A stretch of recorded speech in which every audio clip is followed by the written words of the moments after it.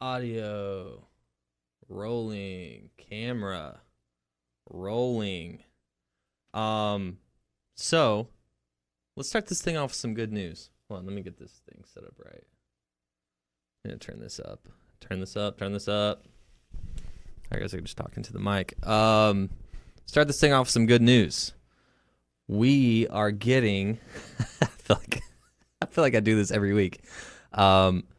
First off, this podcast is being recorded. I'm just using my phone. So we'll see how this works out, matching up the audio to the recording on my phone.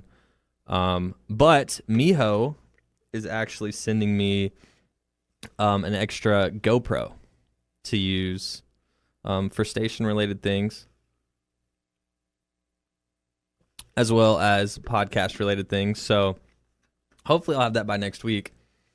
But today, for the podcast, I wanted to talk about what I talked about on my actual radio show today. But it's going to be, obviously, the unfiltered version, because we can say whatever we want to on a podcast, right? That's the beauty of a podcast.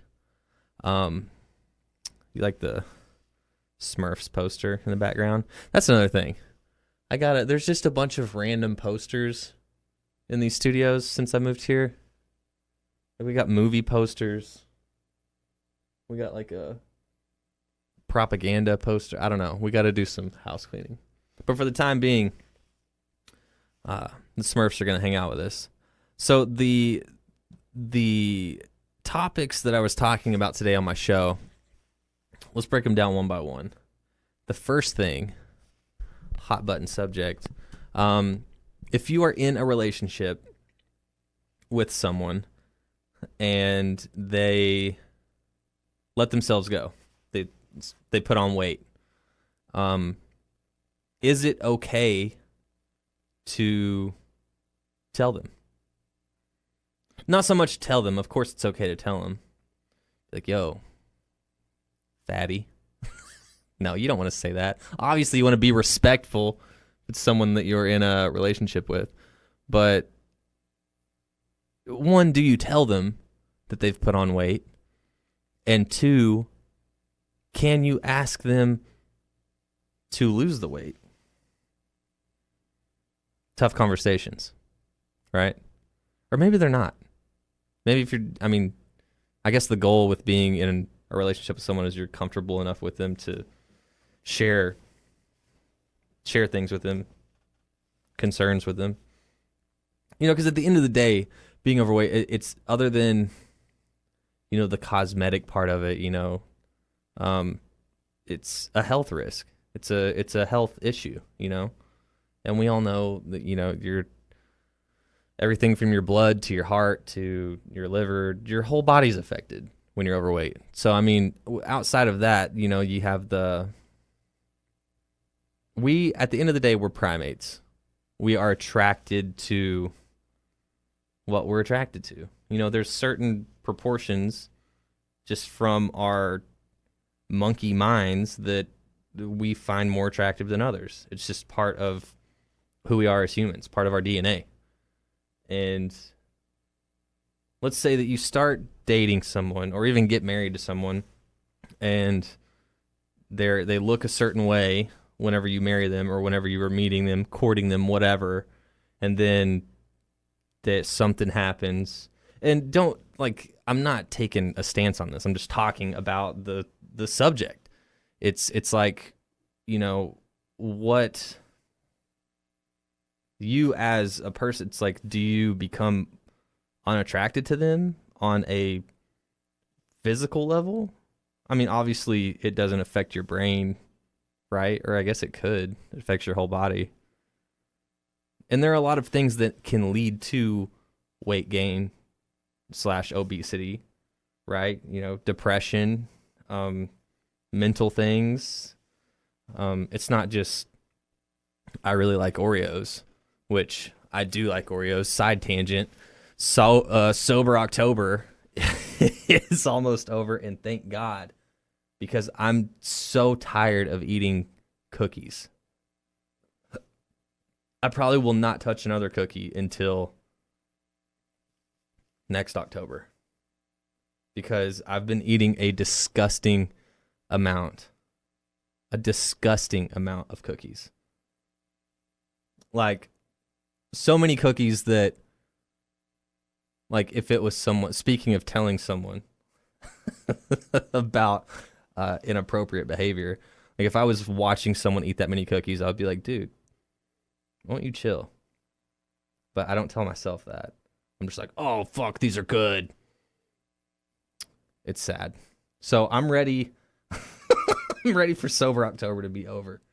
But yeah, Sober October is going good other than the undeniable amount of sweets that I've been eating. Other than that, I haven't even really thought about it. There's been a few times, like I said, that first week. I feel like I broke this down on the last podcast. That first week was rough. I was like, oh my God, I'm bored. But I've been playing more music, learning some songs again on guitar, making some digital music as well. So that's cool. Yeah, other than that, I feel like the first 2 Sober Octobers were more of like a thing, more of like a challenge, more of like oh yeah, I'm going to do this and I'm going to document the whole thing. This one is not, I mean, it's not really, I need like a bigger challenge. I need something more than just being sober for a month. Oh, that reminds me. I know we're getting off on a tangent here. I'll bring it all back. I want to start doing, and I know it's already been done before. I'm the king of stealing ideas. But that guy, this ties into obesity well. God, I'm so good at tying stuff together. And you get to see that process happen here. The guy that did Super Size Me, I forget his name.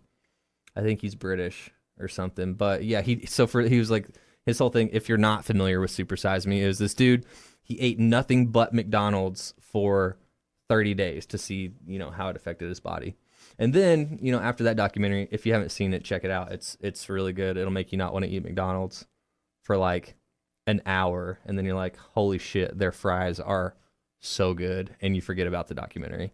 But with all that said, it's one of those things where, where did my thought go? What was I talking about? The 30-day thing. Sorry. I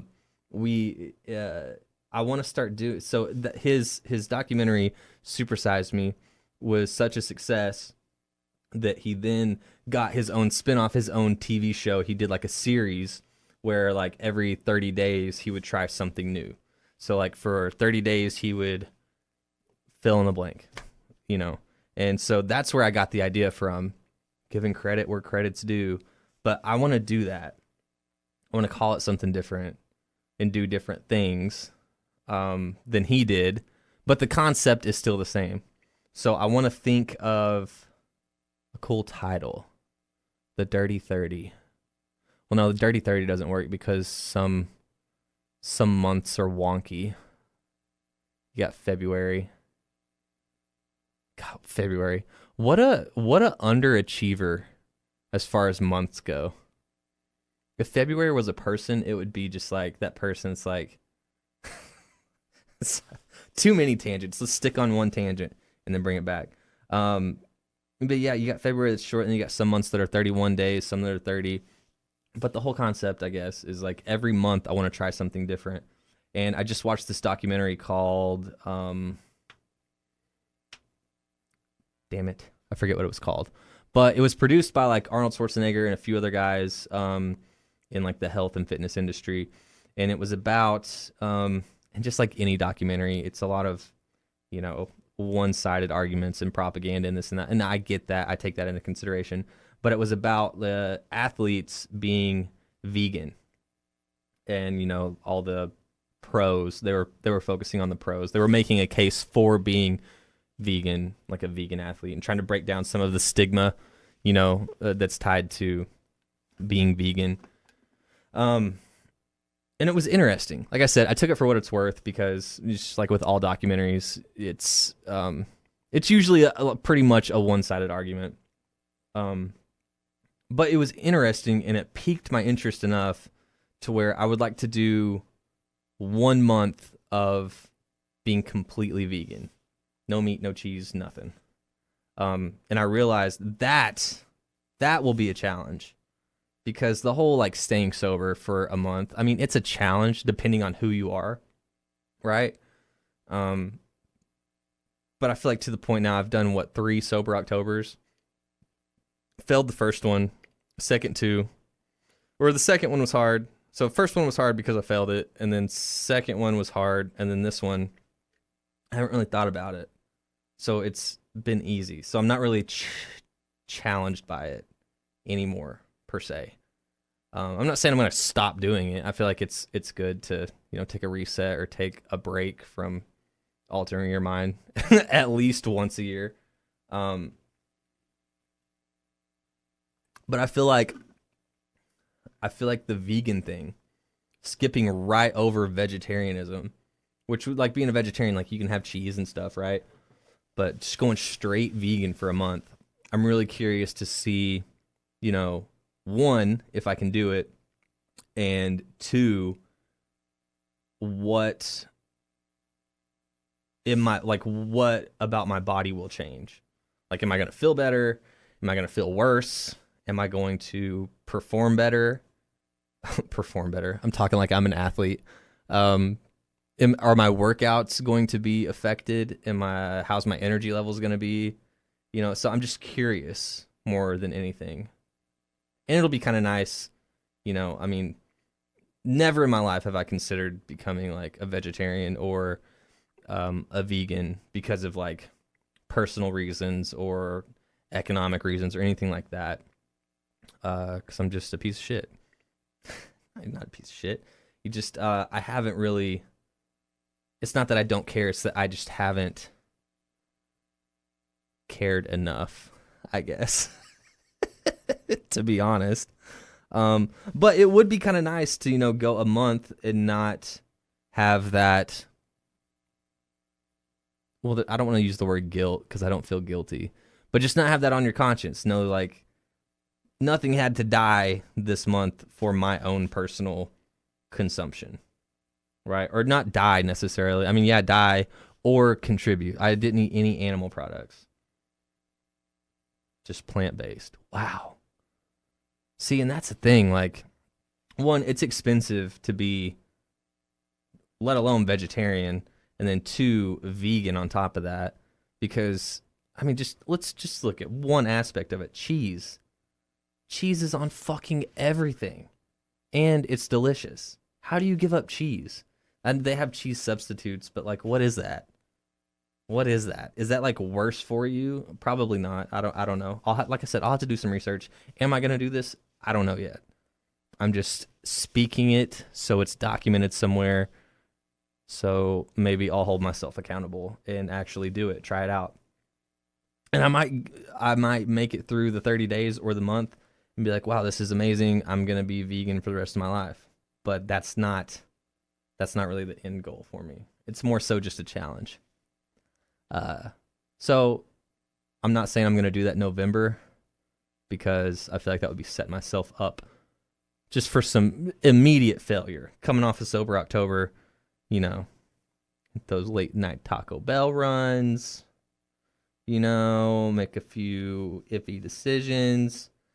But yeah, in the future, maybe. At the very least, it'll be some good content. Might mess around and go viral. Wouldn't that be something? But yeah, vegan thing. What were we talking about? I started this thing off talking about show topics that I had. Yes, and then we talked about obesity. Okay, so would you tell your significant other? I think here's my take on it. Because I didn't really have a take on it. Maybe that's why I was stalling. That's what I do. I get these topics and then I just let the listeners talk about it. Sometimes I don't ever take a stance, which can be smart. Okay, but let me put myself in this position. I'm dating someone.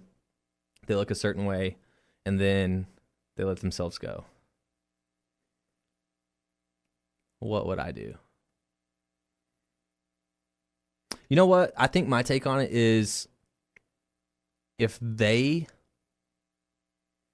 is my take on it. If they were happy with how they were, how they felt, how they looked, it's not my position to be like, hey, you put on weight. I need you to look like you looked when we got together. Or I need you to look like this. So if they weren't complaining and they were happy with how they looked, how they felt, how just everything about them, then boom, I'm happy. But if they're constantly complaining about how they look, how they feel, about the extra weight, then I feel like that's where, as a significant other, you have to step in and hold them accountable. Not necessarily, I mean, I guess if they ask for help, not hold them accountable, but you should offer solutions. Like, hey, let's do this. Like, let's go, to the gym together. Let's get a membership together. Let's work out together. Let's try out this new diet plan together. Like, that's just being a good spouse or a good, significant other to your partner. That's being a good partner. If they're struggling with something, you may not want to change your lifestyle, but they're explaining to you that they want to, so that's something you do for them. Maybe you incorporate, you get on a diet plan, you start meal prepping together, you start going for walks, you start going for runs. I mean, whatever your level of fitness and nutrition needs are, just making those changes with them instead of being like, oh, you need to lose weight and you need to stop eating pizza while you're not doing shit. Then it just feels like you're bossing them around. I feel like that's my take on it. Honestly, I feel like that's the only take to have for a reasonable person, right? I'll answer that for you. Yes is the answer to that. But you're gonna have people say, "Oh yeah, you need to look a certain." I mean, maybe I'm assuming there's people out there like that. We call those people assholes. That's what we call those people.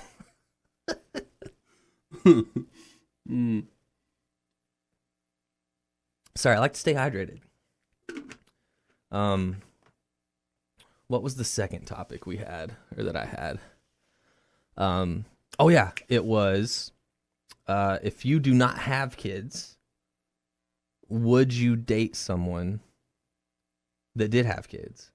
Because I'm getting to that age, creeping in on 30. A lot of people at this age already have kids, whether they're still in a relationship or not. So is it unfair to someone like me that doesn't have kids to say, oh, I'm not going to date anyone with kids because, I want kids of my own, or, oh, I don't want to raise someone else's kids? That's the question. And I feel like this one, sorry, I'm in the process of restarting my computer. That's what that was. I feel like this one is a little bit more hairy because just my immediate reaction is like, no, I don't want to date someone that already has kids. Because, I mean, to be honest, it's straight just selfish reasons. I feel like I don't want to be, I feel like I'm not, I don't know the word. I'm not mature enough to do that. Because if I'm raising a kid, because the whole point of dating someone, right, is like you're seeing, if this is like a potential, like, person for you to like spend your time with, to spend your life with, that's at the end of the day, that's like what dating is. And if someone has a kid, you have to factor that in. Like, not only do you have to accept them, but you have to accept their kid. And what if their kid is a little brat? What if their kid sucks? And I know this is probably hard for all you parents listening, but not all kids are dope. Some kids suck. And I think if you search deep down in here, you'll agree with me. You can love your kid to pieces, but at the end of the day, a lot of kids suck. A lot of kids suck. No, but not all kids. Yeah, like you have to accept their kid as well as them. And then like on top of that, if their kid is like a brat, then it's like, well, where do you fall in line? Are you sharing a household now? Or in like what's your discipline level on this kid? Like, do you get to discipline it, or do you just like leave it alone if your kid's like wilding? Like, I don't know. For me, it's too much. It's too much to think about. Like, I don't want to. And I feel like at the end of the day, I feel like for me, it would kind of be fake. At the end of the day, like, especially like when stuff gets hard, I feel like I would be like, not really my kid, not my kid, not my problem. God, saying this stuff out loud makes me feel bad.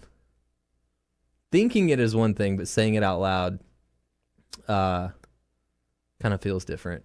But no, honestly, I don't feel like I could do it. I guess that depends on the person, though. Because if the person you're dating is like awesome, and it's like everything, like it's like, oh, you're like, oh my God, this is my person, but they have a kid, and it's like, oh, are you gonna let that stop you? I don't know. That's a tricky one. That is a tricky one. But I'm like I was saying, like I'm getting to that age to where that could very well be a possibility, because a lot of people, everybody has their own path and they do their own thing, but a lot of people by 30 already have kids and are divorced and back out on the dating scene. That's something to keep in mind. You got to find that sweet spot. It's somewhere between 20, the 20s, really. You get outside of the 20s and you're almost guaranteed in the dating world for at least half of the people that are viable options. Chances are they're going to have, good chances they're going to have a kid. And if you don't accept that kid, you're knocking your selection pool way down. Something to think about. God, that's freaking me out now. I just freaked myself out on the podcast. Now I'm going to be thinking about this all night. But see, here's the thing. I'm going to talk myself down, and I'm going to talk you down if you're freaking out as well. You don't put a rush on things. Don't rush things just because you think, oh my God, I got to hurry and find someone that doesn't have a kid so we can have a kid together, and I don't want to be left behind. Everybody has their own timeline. Right? Everybody has their own timeline. Don't freak out. It's going to be fine. And some people don't want kids. Kids, listen. The world is already overpopulated. You almost do the responsible thing by not having kids. Hot take. I don't know. Have kids if you want to have kids. Just take care of them. Be nice to them. Don't force opinions and beliefs on them. Let them make their own decisions. Now what am I talking about? I'm so bad about tangents and segues. But yeah, those are the two topics I'm talking about on the radio today. I would love your input.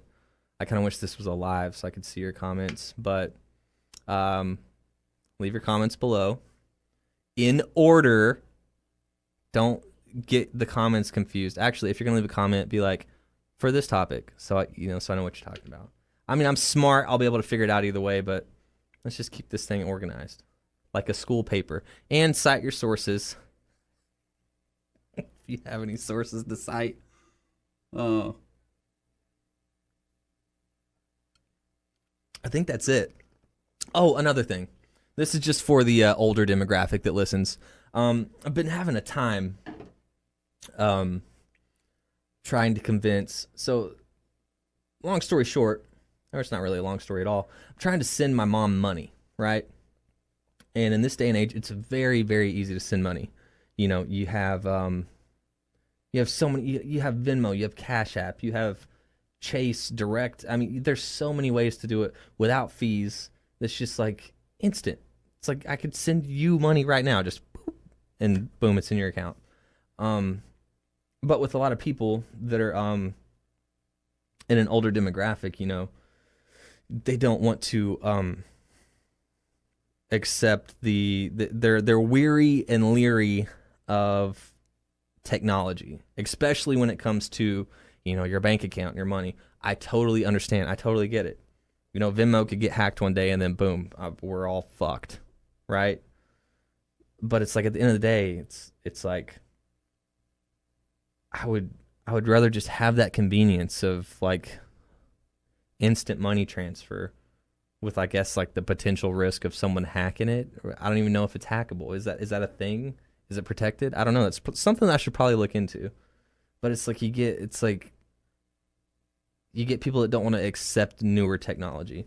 And that's fine. I get it. Like there's certain things that I don't understand even now. Like I'm getting to the point where I'm becoming separated from the technology gap. And just as far as like apps go and what the newest thing is. So I get it. But I guess what I'm trying to say is, like, let's just give it a chance. Give Venmo a chance. And speaking of Venmo, if you if you want to Venmo me, I'll put my Venmo handle in the comments.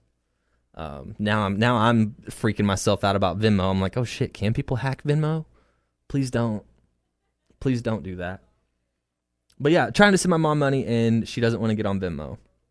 So I'm like, okay, now I have to drive to the bank, get a check, fill out the check, put it in the mail, wait 3 to 5 business days when I could just type in send and you have it. I don't know. And I'm not bashing or anything. I'm just talking, trying to express. I don't know what I'm trying to express. That was just something that popped in my head. I was like, oh yeah, I need to send my mom that money. And then that made me think of that. So yeah, if you haven't given Venmo a try, give Venmo. This podcast has been brought to you by Venmo. Not really, but Venmo, there's your one free plug, dude. I'm not giving you any more. I will switch over to Cash App faster than you can say Cash App. I don't really like Cash App that much, though. I've tried it out. Actually, I don't want to say that because they might be a potential sponsor at some point. So I do like Cash App. Venmo, Cash App, whoever wants to sponsor this, there's your free 2-minute plug. I'll be back next week, and you keep on keeping on, and I'll do the same.